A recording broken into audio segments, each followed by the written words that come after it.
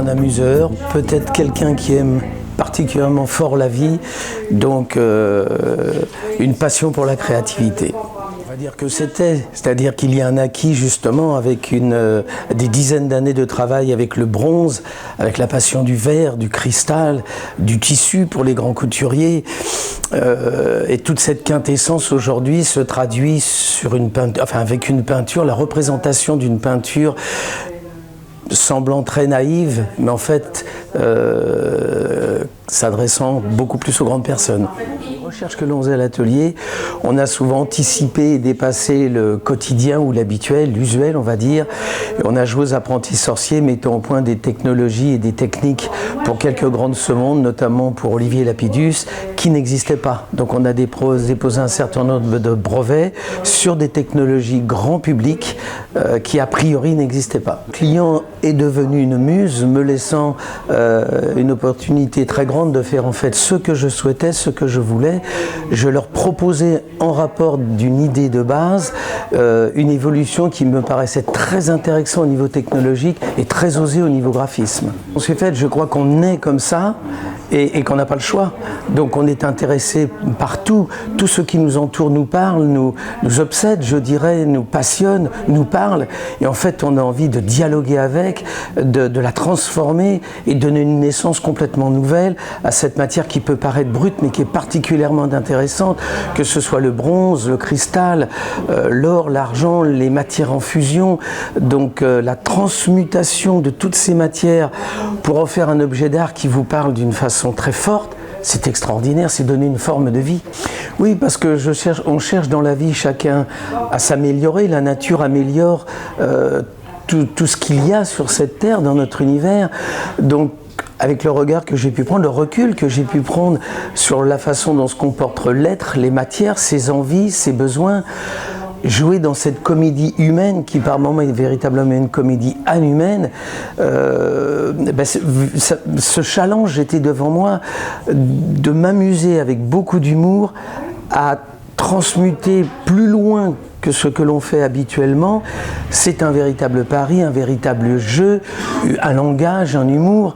Donc c'est vrai que jouant de cette façon-là, j'ai pu avancer des pions en m'étonnant tout à fait moi-même et donnant naissance à des matières et des objets particulièrement intéressants. Oui.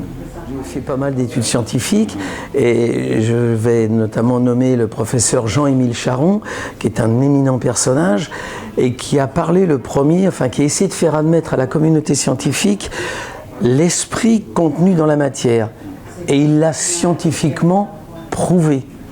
Donc le lien qu'il y a entre une matière pensante, c'est-à-dire une matière vivante, et l'individu qui bien sûr lui pense, ce lien entre les deux permet bien évidemment de transmuter et de communiquer les uns avec les autres d'une manière complètement inhabituelle, et les résultats sont bien évidemment à ce niveau-là complètement inhabituels aussi, donc très attirant, une compréhension nouvelle et surtout un regard tout à fait différent sur la manière d'aborder ce qu'on appelle entre guillemets l'art populaire. Ce qui est intéressant pour moi, c'est ramener ce que j'appelle l'intuition, c'est-à-dire ce côté impalpable de l'être que l'on a tous à notre naissance, que l'on va transformer. L'être est un véritable paradoxe. Donc on va transformer cette intuition extraordinaire que l'on a au début de notre vie en raisonnement. Ce raisonnement va prendre le pas malheureusement sur cette intuition. On dit toujours, si je m'étais écouté, mais il ne me serait rien arrivé. Donc on va en fait passer sa vie à revenir et à rechercher l'intuition pour comprendre ce que le raisonnement nous a amené à faire en ayant une vie amoureuse très bonne ou au contraire très mauvaise, en réussissant ses affaires ou non. Donc on va essayer de comprendre sa vie, de revenir à la source, d'avoir beaucoup plus d'écoute de cette formidable intuition et de calmer un petit peu le raisonnement. Donc mon travail est d'écouter mon intuition. Cette intuition parle d'une façon extrêmement facile avec toutes sortes de matières et on s'accompagne comme des enfants parce qu'on a, on a enlevé toutes les barrières du formatage et donc tout devient facile. Je me souviens que Baccarat voulait faire des stylos en cristal et diamant. Je leur ai dit, c'est pas un problème, et je leur ai amené des prototypes, c'était avec Madame Sédilière, des prototypes de stylos où le diamant était mélangé avec le cristal. Ils n'arrivaient pas à le faire, ils ont voulu m'envoyer des ingénieurs pour voir comment le faire à la maison. Mais ce n'est pas un problème d'ingénieur, c'est un problème de philosophie et d'esprit, de ressentir la vie, une forme de vie particulière. C'est très long de semer le chemin comme un petit poussé avec des petits cailloux, mais il y a une forme où on comprend assez rapidement le type de vie qui vibre dans toute matière, et quand on aime et qu'on dialogue avec cette matière, mais mon Dieu, c'est simple, elle nous ouvre ses portes, et si on a un grand respect, beaucoup d'amour pour elle, tout est permis et tout marche tout simplement. Et je l'ai prouvé dans d'innombrables phases techniques. Le monde est devenu, malheureusement, cette comédie humaine est devenue complètement inhumaine. Et vous, comme moi, je vous vois sourire, Jean-Marc, dans un monde qui devient aussi difficile, mais d'autres périodes ont été difficiles pour l'homme. Au moins, amenons la beauté de l'art, la beauté donc de cette intuition créative, avec une représentation d'une part différente, et d'une autre part, il faut y mettre beaucoup d'humour. Donc je préfère prendre toute la beauté qu'il y a dans un être ou d'un objet, tout le noir, pardon, qu'il y a dans un être ou d'un objet, et le transformer en beauté, le transformer en amour. Donc aller chercher cette part de lumière que l'on contient tous, et la transmuter pour la rendre libre et la rendre magnifique. Tout au moins, modestement, tenter de le faire. Vous savez, un des plus grands peintres, à la fin de sa vie, a exprimé vouloir se recentrer et revenir à l'essentiel.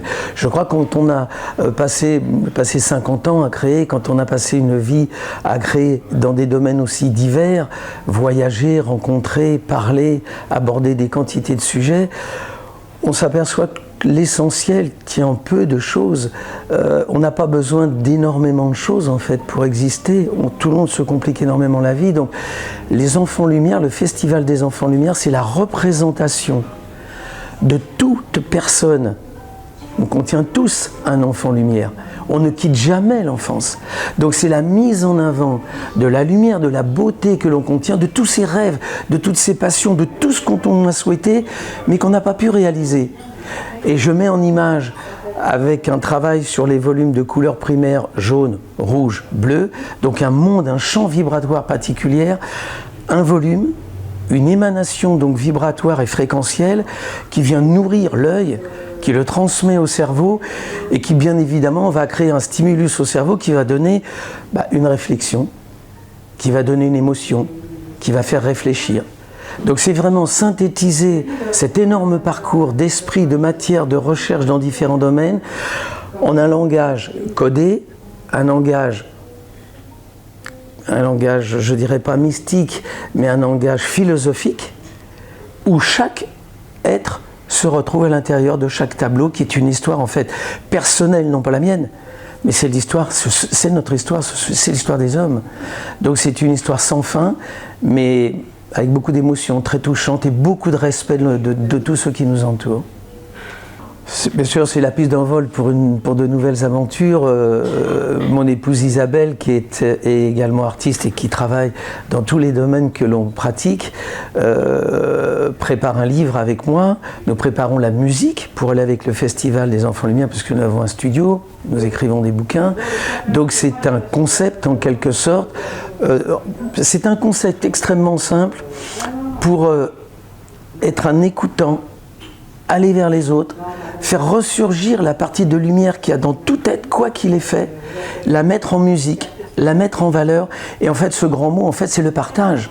Donc c'est partager. Donc plutôt que d'aller dans des complications extrêmes de bronze, de cristal, de titane, tout ce que l'on a pu faire avec César notamment, etc. Bon, je travaillais, exposé avec énormément de grands de ce monde. Un moment, la maturité peut-être, la sagesse, comme vous le dites, donne envie non pas de réduire, d'amener tout ça au plus important, de l'amour, de la lumière, de la simplicité et un énorme partage. Donc à l'essentiel. Revenir à l'essentiel. Ce que l'on a lorsqu'on est petit, on est, au moment de la naissance, on a ce souffle divin qui comprend justement cette intuition extraordinaire. Le petit enfant n'est pas formaté, il contient tout. À ce moment-là, tout lui est permis. Chaque être peut absolument tout réaliser, être musicien, écrivain, pâtissier, tout ce que vous pouvez imaginer.